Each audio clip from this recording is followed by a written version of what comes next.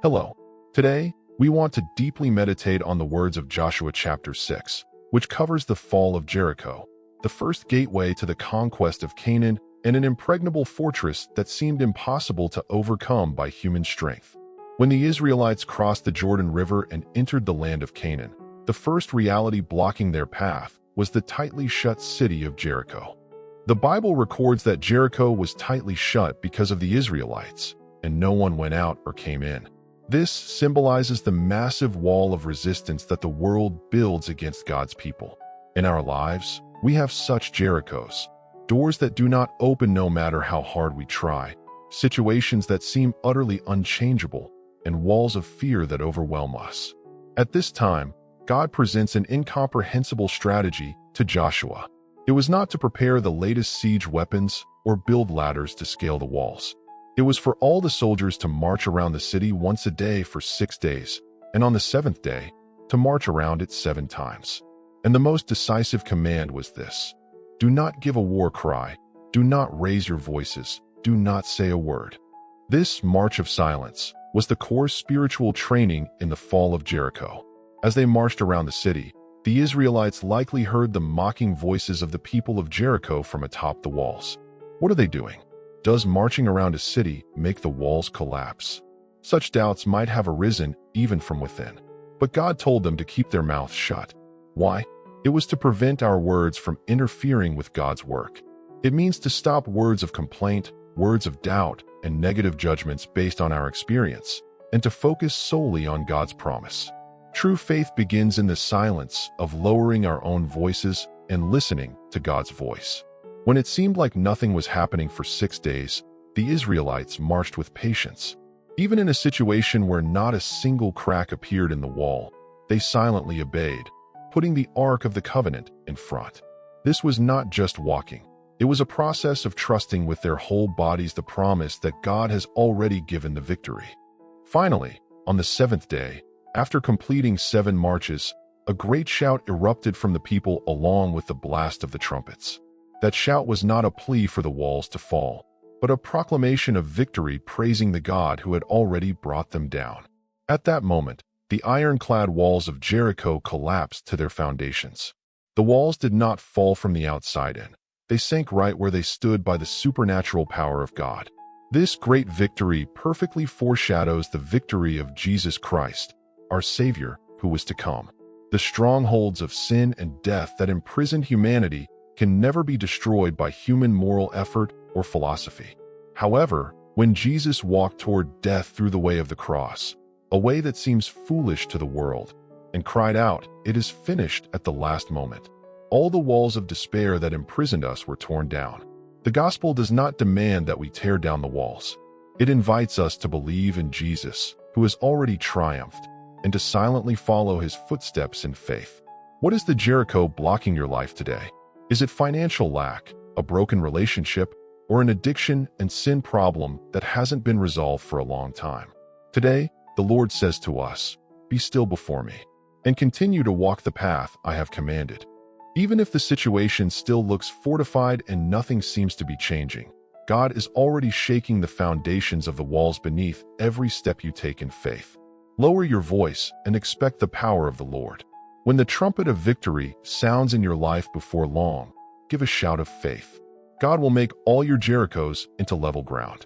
In the name of the Lord, I bless you that today may be a holy march, boldly circling those fortified walls with the Lord who has already won.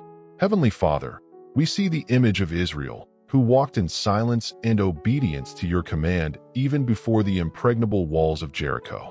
I confess that my own thoughts and judgments have often come before your word when facing the fortified problems in my life.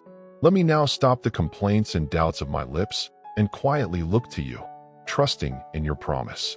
I believe that you are working even in moments when no change seems visible. Jesus, who overcame all the powers of the world with the blood of the cross, please destroy all the strongholds in my life.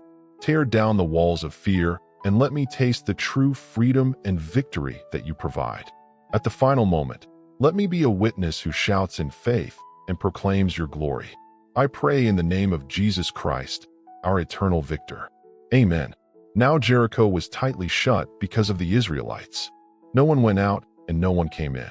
Then the Lord said to Joshua, "See, I have delivered Jericho into your hands, along with its king and its mighty warriors. March around the city once with all the armed men. Do this for 6 days. Have 7 priests carry 7 trumpets of ram's horns in front of the ark. On the 7th day, march around the city 7 times, with the priests blowing the trumpets. And when you hear a long blast on the trumpet, have all the people give a loud shout.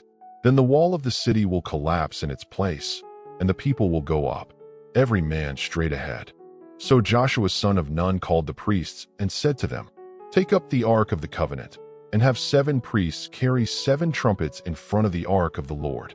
And he said to the people, "Advance and march around the city, with the armed guard going ahead of the ark of the Lord." So it was, when Joshua had spoken to the people, that the 7 priests carrying the 7 trumpets went forward before the Lord, blowing the trumpets, and the ark of the covenant of the Lord followed them. The armed guard went ahead of the priests who blew the trumpets, and the rear guard followed the ark, while the trumpets kept sounding. But Joshua had commanded the people, saying, "Do not shout or make any noise with your voices, and do not let a word come out of your mouth until the day I say to you, 'Shout.' Then you shall shout." So the ark of the Lord circled the city once, and they returned to the camp and spent the night there. Then Joshua rose early the next morning, and the priests took up the ark of the Lord.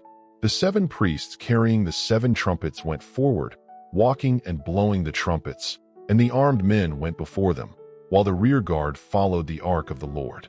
They marched and blew the trumpets. On the 2nd day, they marched around the city once and returned to the camp. They did this for 6 days.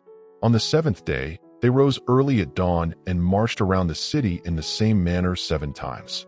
That day alone they circled the city 7 times. On the 7th time, when the priests sounded the trumpets, Joshua said to the people, "Shout, for the Lord has given you the city. The city and all that is in it shall be devoted to the Lord. Only Rahab the prostitute shall live, she and all who are with her in her house, because she hid the messengers we sent.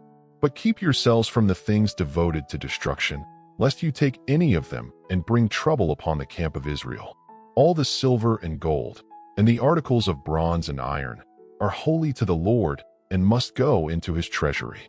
When the people heard the sound of the trumpet, they shouted with a great shout, and the wall collapsed in its place.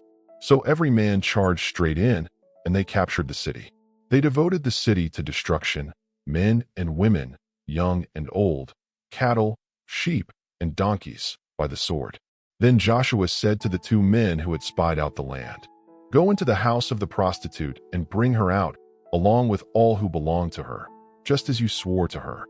So the spies went in and brought out Rahab, her father and mother, her brothers, and all who belonged to her. They brought out her entire family and put them in a place outside the camp of Israel. They burned the whole city and everything in it, but they put the silver and gold and the articles of bronze and iron into the treasury of the house of the Lord. So Joshua spared Rahab the prostitute, her family, and all who belonged to her, and she lives among the Israelites to this day, because she hid the messengers Joshua sent to spy out Jericho.